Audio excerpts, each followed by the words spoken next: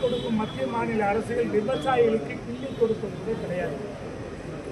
காவிரியில் பார்த்தீங்கன்னா 1 லட்சம் கனடி 30 வருஷம் பிஜேபி மோடி சொன்னாரு.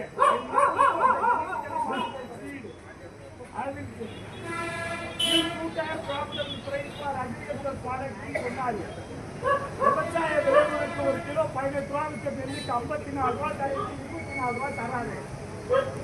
1 டன் 2500 ரூபா விற்ற கரும்புக்கு 8100 ரூபா தரேன் 3150 தர்றாரு. வெளிநாட்டிலிருந்து மரபணு மாற்றப்பட்ட உணவை இறக்குமதி பண்ணிட்டாரு. நீங்க பாருங்க, ஊருக்கு 4 பையன் 5 பையன் அடியாயிட்டான். பொம்பளை புள்ள கருது இருக்க மாட்டேங்குது.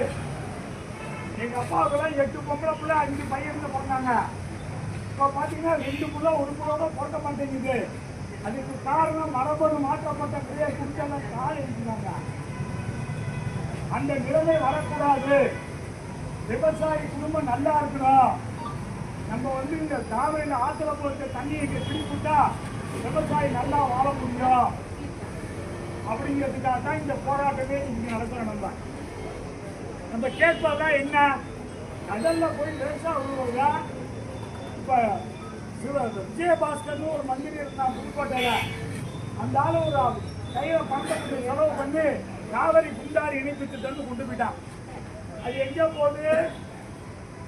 கரூர் மாவட்டம், திருச்சி மாவட்டம், அதுக்கப்புறம் புதுக்கோட்டை மாவட்டம், அதுக்கப்புறம் சிவகங்கை மாவட்டம், அதுக்கப்புறம் ராமநாதபுரம் மாவட்டம், அதுக்கப்புறம் விருதுநகர் மாவட்டம். இவ்வளவு தூரம் கொண்டு போறாங்க. இங்க நம்ம மாவட்டத்துல காவிரி ஓடுது திருச்சியில. ஏன் நமக்கு இந்த பக்கம் தண்ணி கொடுக்கூடாது? கொடுக்க கேட்கலாமா வேணாமா? நீங்கெல்லாம் உங்க சொந்த சபையில வந்திருக்கீங்களா? இல்ல அரசியல்வாதி காசு கொடுத்து கூட்டு வராங்க? காசு கொடுத்து சொந்த செலவு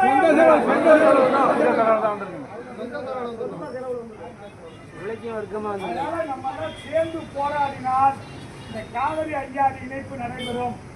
இல்லைன்னா இந்த பாருங்க, இங்க அரியாறு டிவிஷன் ஒன்று இருக்கு.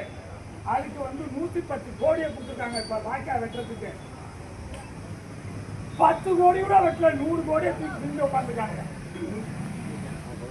இந்த ஒரு அம்மா ஆரம்பிக்க அன்னைக்கு இந்த சுந்தரராஜ் ஆத்தோடைய பற்றிக்காங்க அழைஞ்சாங்க.